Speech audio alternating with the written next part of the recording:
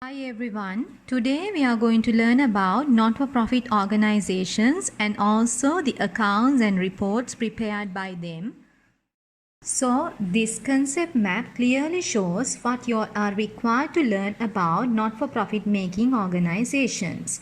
Accordingly, introduction and the necessity, special accounts and financial statements prepared by them will be discussed in here. Let's see what a not-for-profit organization is. Not-for-profit organization is also known as non-profit organization, which is set up in order to render services to the society, not with the aim of earning profits. Examples for these not-for-profit organizations are sports clubs, donation societies, youth organizations, religious organizations, etc. So these not-for-profit organizations are separate legal entities not owned by an individual or an enterprise. The main source of income of such organization is the membership fee charged from the members, and the other sources of incomes are donations and grants. Now let's try to identify why these organizations need to maintain accounts. As the main aim of these organizations is not to earn profits, they do not need to prepare trading and profit and loss account unless if they engage with some economic activity. However, they have to maintain proper accounts in order to provide members with accurate information. This is also a legal requirement, and they would also like to know whether their current incomes are sufficient to meet their current expenses. For this purpose, they prepare an income and expenditure account which is similar to profit and loss account of a profit-seeking entity. A balance sheet is also prepared in order to show the financial position of the organization on the last date of the accounting year.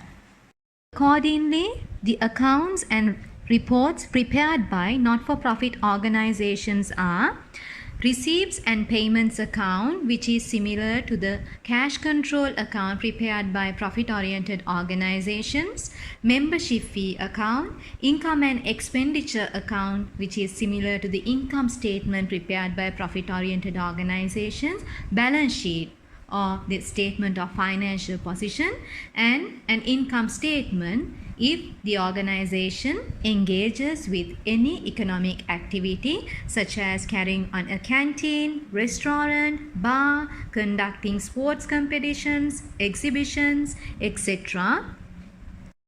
So now let's try to identify each and every accounts and financial statements prepared by them. The first one is receipts and payments account. This is similar to cash control account, and it is prepared on cash basis. Asset principle is used in recording the cash receipts and payments in the account. That is, receipts are recorded in the debit side, whereas the payments are recorded in the credit side. And this represents the cash balance at the end of the period, which is included in the statement of financial position under current assets. Another account prepared by these organizations is income and expenditure account. And this income and expenditure account is prepared on accrual basis.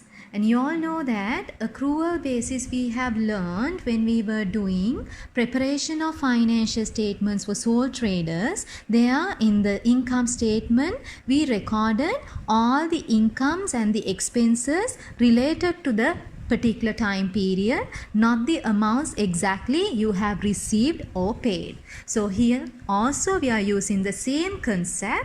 When we prepare the income and expenditure account, we prepare it based on the accrual concept.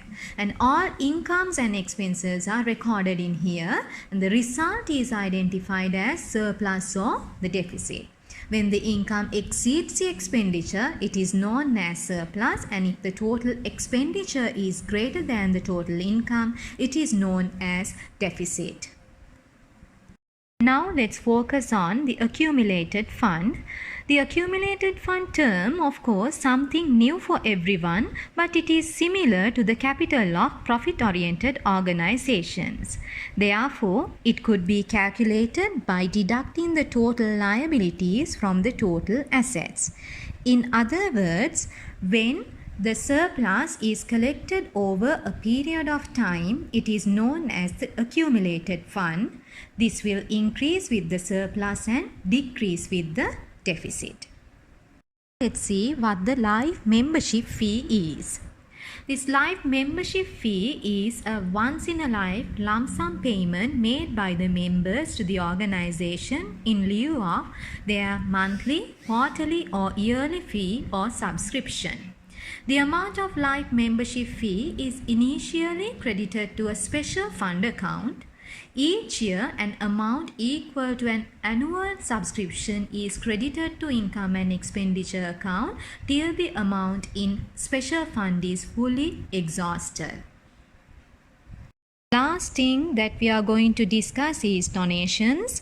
You all got to know that these donations are one of the sources of incomes of not-profit oriented organizations, and these donations are often received by those organizations, and there are two types of donations: general donations, which are recorded as an income of the current year, and the special donations. Please note that the accounting treatments of life membership fee, which we have discussed before, and the special donations we will be discussing in future lessons. And now we have come to the end of the first lesson on non-profit oriented organizations, and I hope you all have enjoyed the video.